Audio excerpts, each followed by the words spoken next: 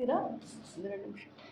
ಮೊದಲನೇದಾಗಿ ಮಾಧ್ಯಮದ ಎಲ್ಲ ನನ್ನ ಸಹೋದರರಿಗೆ ಸಹೋದರಿಯರಿಗೆ ಸ್ವಾಗತವನ್ನು ಮಾಡ್ತಾ, ಇವತ್ತು ಉಡುಪಿ ಜಿಲ್ಲಾ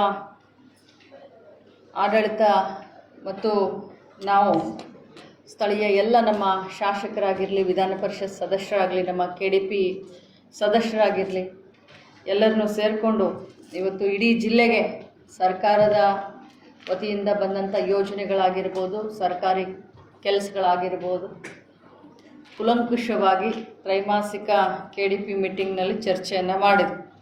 ಅಧಿಕಾರಿಗಳು ತಮ್ಮ ತಮ್ಮ ಜವಾಬ್ದಾರಿಯನ್ನು, ತಮ್ಮ ಅಧಿಕಾರ ವ್ಯಾಪ್ತಿಯಲ್ಲಿ ತಮ್ಮ ಜವಾಬ್ದಾರಿಯನ್ನು ತಿಳಿದುಕೊಂಡು ಏನೆಲ್ಲ ಕೆಲಸಗಳನ್ನು ಮತ್ತು ಸರ್ಕಾರದ ಯೋಜನೆಗಳನ್ನು ಅನುಷ್ಠಾನ ಏನೇನು ಮಾಡಿದ್ದಾರೆ, ಟೈಮ್ ಲಿಮಿಟ್ ಒಳಗಡೆ ಮಾಡಿದಾರಾ ಅಥವಾ ಟೈಮ್ ಮೀರಿದೆಯಾ, ಅಥವಾ ಅವ್ರಿಗೆ ಕೊಟ್ಟಂಥ ಜವಾಬ್ದಾರಿಯಲ್ಲಿ ಅವರೆಷ್ಟು ಇಂಟ್ರೆಸ್ಟ್ ತೊಗೊಂಡಿದ್ದಾರೆ ಅನ್ನೋದಕ್ಕೆ ಎಲ್ಲ ಇಲಾಖೆಗಳು, ಒಂದಲ್ಲ ಎರಡಲ್ಲ, ಇಡೀ 32 ಇಲಾಖೆಯ ಬಗ್ಗೆ ಕುಲಂಕುಷವಾಗಿ ನಾವೆಲ್ಲ ಚರ್ಚೆ ಮಾಡಿದ್ದೀವಿ. ಕಂದಾಯ ಇರ್ಬೋದು, RDPR ಇರ್ಬೋದು, ವಾಟರ್ ರಿಸೋರ್ಸ್ ಇರ್ಬೋದು, minor irrigation, major irrigation, health, education, ಪ್ರತಿಯೊಂದು ಇಲಾಖೆಯ ಬಗ್ಗೆ ಇವತ್ತು ಕೃಷಿ ಇರಬಹುದು, ಮೀನುಗಾರಿಕೆ ಇರ್ಬೋದು, ಬಂದರು ಇರಬಹುದು, ಪ್ರತಿಯೊಂದು ಇಲಾಖೆ ಪರವಾಗಿ ನಾವು ಇವತ್ತು ಚರ್ಚೆಯನ್ನು ಮಾಡಿದ್ವಿ. ಸುಮಾರು ಶಾಸಕರು ಅವರಿಗೆ ಸಂಬಂಧಪಟ್ಟಂಥ ಕ್ಷೇತ್ರದ ಅಭಿವೃದ್ಧಿಯ ವಿಚಾರವಾಗಿರ್ಬೋದು, ಪ್ರೋಟೋಕಾಲ್ ವಿಚಾರ ಆಗಿರ್ಬೋದು, ಅವನ್ನೆಲ್ಲ ನಮ್ಮ ಗಮನಕ್ಕೆ ತೆಗೆದುಕೊಂಡು ಬಂದಿದ್ದಾರೆ.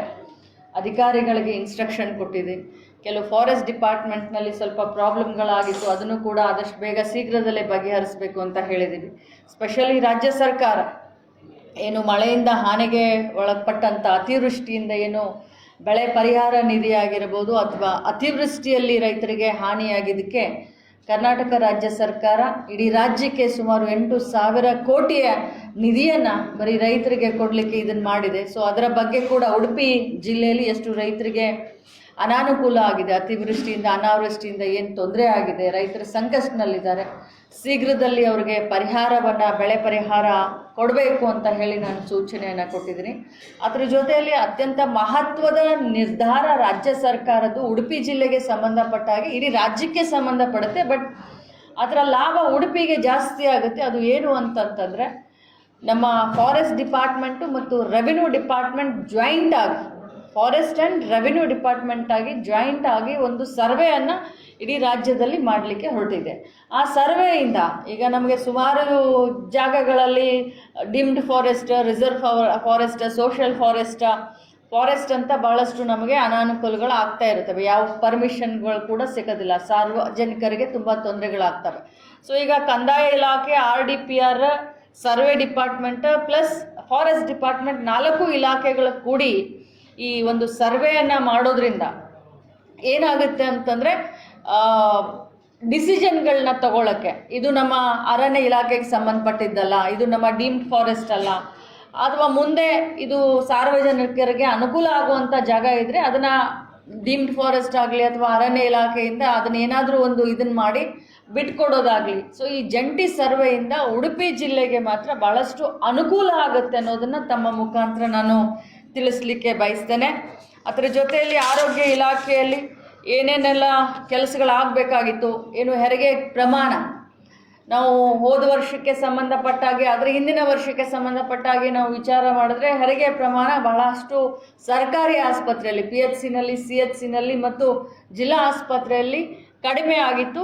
ಇದು ಬಡವರಿಗೆ ಅನುಕೂಲ ಆಗುವಂಥ ಈ ಒಂದು ಕೆಲಸ ಯಾಕೆ ಪ್ರೈವೇಟೈಸೇಷನ್ಗೆ ಸಪೋರ್ಟ್ ಮಾಡಲಿಕ್ಕೆ ಆಗ್ತಾ ಇದೆ ಅಂತ ನಾವೆಲ್ಲ ಕುಲಂಕುಷವಾಗಿ ವಿಚಾರ ಮಾಡಿದಾಗ ಕೆಲವು ನ್ಯೂನತೆಗಳು ನಮಗೆ ಕಂಡು ಬಂದವು. ಅದನ್ನು ಕೂಡ ಸರಿ ಮಾಡಲಿಕ್ಕೆ ನಾವು ಆದೇಶವನ್ನು ಕೊಟ್ಟಿದ್ದೀವಿ. ಜೊತೆಯಲ್ಲಿ ಏನು ನಾವು ಜಿಲ್ಲೆಯಲ್ಲಿ ಈಗಾಗಲೇ ಆನ್ಗೋಯಿಂಗ್ ವರ್ಕ್ಗಳು ಏನೇನಿದ್ದಾವೆ ಅವನ್ನ ಆದಷ್ಟು ಶೀಘ್ರದಲ್ಲಿನೇ ಟೈಮ್ ಲಿಮಿಟ್ನಲ್ಲಿ, ಏನು ನಾವು ಟೈಮ್ ಬಾಂಡ್ ಕೊಟ್ಟಿರ್ತೀವಿ ಅದರ ಒಳಗಡೆ ಮುಗಿಸ್ಬೇಕು ಅಂತ ಕೂಡ ನಾವು ಹೇಳಿದ್ದೇವೆ. ಮತ್ತು ಜೊತೆಯಲ್ಲಿ ಸಾರ್ವಜನಿಕರಿಗೆ ಅನುಕೂಲ ಆಗುವ ರೀತಿಯಲ್ಲಿ ತಹಸೀಲ್ದಾರ್ ಕಚೇರಿ ಆಗಿರ್ಬೋದು, ತಾಲೂಕ್ ಪಂಚಾಯಿತಿ ಆಗಿರ್ಬೋದು, ಜಿಲ್ಲಾ ಪಂಚಾಯಿತಿ ಆಗಿರ್ಬೋದು, ಜಿಲ್ಲಾ ನಮ್ಮ DC ಅವರ ಕಚೇರಿ ಆಗಿರ್ಬೋದು, ನಾಡ ಕಚೇರಿಗಳಾಗಿರ್ಬೋದು, ಗ್ರಾಮ ಪಂಚಾಯಿತಿ ಆಗಿರ್ಬೋದು, ಯಾವ ರೀತಿ ನಾವು ಪರಿಸರ ಸ್ನೇಹಿ ಅಂತ ಹೇಳ್ತೀವಲ್ಲ ಅದೇ ರೀತಿ ಪಬ್ಲಿಕ್ ಫ್ರೆಂಡ್ಲಿ ಅಟ್ಮಾಸ್ಫಿಯರ್ನಲ್ಲಿ ಕೆಲಸ ಮಾಡಬೇಕು, ಜನರಿಗೆ ತ್ವರಿತಗತಿಯಲ್ಲಿ ತಾವು ಕೆಲಸವನ್ನು ಮಾಡಿ ಸ್ಪಂದನೆ ನೀಡಬೇಕು ಅಂತ ಕೂಡ ನಾವು ಇನ್ಸ್ಟ್ರಕ್ಷನ್ ಕೊಟ್ಟಿದ್ದೇವೆ. ಸುಮಾರು ವಿಚಾರದ ಬಗ್ಗೆ ಕೂಲಂಕುಷವಾಗಿ ನಾವು ಇವತ್ತು ಬೆಳಕನ್ನು ಚೆಲ್ಲಿದ್ದೇವೆ. ಅದರಲ್ಲೂ ಕೂಡ ಸಮಾಜ ಕಲ್ಯಾಣ ಇಲಾಖೆ ಏನು ಹಾಸ್ಟೆಲ್ಗಳು ಬರ್ತವೆ, ಸೊ ಹಾಸ್ಟೆಲ್ಗಳಲ್ಲಿ ಎಷ್ಟು ವಿದ್ಯಾರ್ಥಿಗಳಿಗೆ ಈ ವರ್ಷ ಅವಕಾಶ ಸಿಕ್ಕಿದೆ, ಎಷ್ಟು ಅಡ್ಮಿಷನ್ ಆಗಿದೆ, ತಾಲೂಕಾ ಮಟ್ಟದಲ್ಲಿ ಎಷ್ಟು, ಜಿಲ್ಲಾ ಮಟ್ಟದಲ್ಲಿ ಎಷ್ಟು, ಮತ್ತು ಅವರ ಫುಡ್ ಮೆನ್ಯೂ ಯಾವ ರೀತಿ ತಯಾರು ಮಾಡ್ತೀರಾ, ಕ್ಲೀನ್ಲಿನೆಸ್ ಎಷ್ಟಿದೆ, ಡಿಸಿಪ್ಲಿನ್ ಯಾವ ರೀತಿ ಇದೆ, ರೆಗ್ಯುಲರ್ ಆಗಿ ಪ್ರತಿ ತಿಂಗಳು ಅವರ ಆರೋಗ್ಯ ತಪಾಸಣೆ ಆಗುತ್ತಾ ಇಲ್ಲ, ಸುಮಾರು ವಿಚಾರಗಳು. ಅದರ ಜೊತೆಯಲ್ಲಿ ಪೊಲೀಸ್ ಇಲಾಖೆ ಏನು ಲಾ ಆ್ಯಂಡ್ ಆರ್ಡರ್ ಸಿಸ್ಟಮ್ ಇದೆ, ಏನಾದರೂ ತೊಂದರೆ ಆಗಿದೆಯಾ, ಸಾರ್ವಜನಿಕರಿಗೆ ಏನಾದರೂ ಅದರಿಂದ ಏನಾದರೂ ತೊಂದರೆ ಆಗಿದೆಯಾ. ಸೊ ಸುಮಾರು ವಿಚಾರಗಳ ಬಗ್ಗೆ ಇವತ್ತು ಚರ್ಚೆ ಮಾಡಿ ಏನೇನು ಡೈರೆಕ್ಷನ್ಗಳನ್ನ ಕೊಡಬೇಕಾಗಿತ್ತು ಕೊಟ್ಟು, ಶಾಸಕರ ಕ್ವಾರೀಸ್ಗಳಿಗೂ ಕೂಡ ಅವರ ಒಂದು ಪ್ರಶ್ನೆಗಳಿಗೆ ಉತ್ತರ ಆಗಿರ್ಬೋದು, ಅವರ ಒಂದು ಕೆಲಸಗಳಿಗೆ ಸ್ಪಂದನೆ ನೀಡುವಂಥ ಕೆಲಸವನ್ನು ನಾವು ಇವತ್ತು ಮಾಡಿ. ಎಸ್ ಮೇಡಮ್, ನೀವು ಇದು ಜನರಲ್ ಆಗಿ ಹೇಳಿದ್ರಿ, ನಮ್ಗೆ